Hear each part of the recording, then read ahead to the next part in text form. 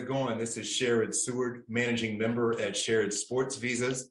If you're not familiar with us, we're one of the only law firms in the country that pretty much exclusively focuses on immigration options for athletes. And it's never short of amazing about the athletes from all over the world that find us to solve big problems. And I'm glad today to report a successful application for Victor Assaf, who is in Raleigh and had a particularly interesting case. I'm going to go ahead and share my screen so we can see what was going on. So Victor actually made the news. For one, he's a CrossFit athlete, but he only has one arm. But with this one arm, he's still able to compete at the highest levels of competition around the world. But he had an issue. I want to be here, I want to stay, and there was a whole report on how he was having problems obtaining an O-1 visa so that he could open his gym up. So eventually they found us and we went to work to try to rectify this and get him an O-1A, which is something that we do all the time. But unfortunately, when we did his O-1, we did receive a request for evidence. That's something that U.S. Immigration Services sends out when they think that you need more evidence to prove your case. And I'll be honest, lately it's getting pretty tough.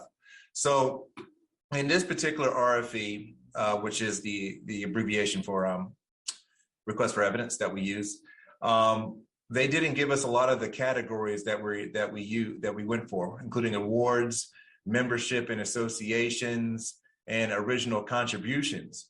Basically, they said we didn't present enough evidence to satisfy these categories, but they did say we submitted enough articles about him to show that that he's known throughout the world. So it's always a weird place when people say that, hey, we have a lot of articles about you discussing your placements in the field, but we don't know if those placements were important enough to grant you the award category. So what we did is we had to get creative in our response to the request for evidence. And here's where you can see under published material, it says you appear to have met this criterion. And the published material is about the other significant eligibility categories we're going for. So what we did was we tried to use his disadvantage as an advantage. So we used something called comparable evidence. And basically we said, if you're not going to give us these categories straight up, then we want you to consider it as comparable evidence due to the fact that he's a para-athlete and inspiring people all across the world. So here is examples of how we do that. So we argue for national and international awards, but then we also request comparable evidence if they should find that fourth place in the world is not a significant award. Then the comparable evidence standard should be approved because the USCIS determined, basically we're saying, well, you said that it wasn't enough. So then you should look at it as comparable evidence because he's a spectacular para-athlete.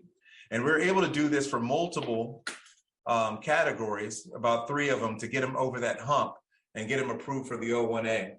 So I'm glad when the experience that we have just seeing so much backlash from USCIS, we see requests for evidence all the time. This is one of those where if we hadn't have done so many of these in the past, we'd have not known what to do here to be successful.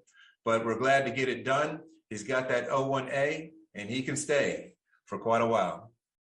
If you have any questions about other issues that come up, we're always glad to make videos. So just let it be known and we'll get a response out as soon as we can. Thank you very much.